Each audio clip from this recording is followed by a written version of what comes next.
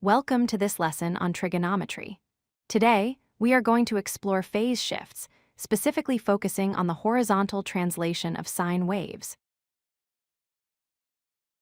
Let's start by recalling the standard sine wave, which we call the parent function. Y equals sine of x. Notice how it starts at 0, rises to 1, and completes a full cycle over 2 pi. So what exactly is a phase shift? In simple terms, it is shifting the entire graph horizontally along the x-axis. We are not changing its shape or height, just its position left or right. Let's look at the equation. To shift the graph to the right, we subtract a constant number, c, from x inside the parentheses. This is often counterintuitive because a minus sign usually implies moving left, but here, it moves the graph to the positive side. Here is a visual comparison. The dark line is our original sine wave. The green line represents y equals sine of x minus pi over 2. You can see that every point on the graph has moved to the right by exactly pi over 2. Now, what if we want to shift the graph to the left? We add a constant number inside the parentheses. You can think of x plus c as x minus negative c, which explains why it moves to the negative side.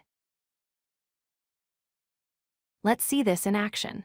The pink line represents y equals sine of x plus pi over 2. Notice how the starting point at 0 has moved back to negative pi over 2. The entire wave has shifted to the left.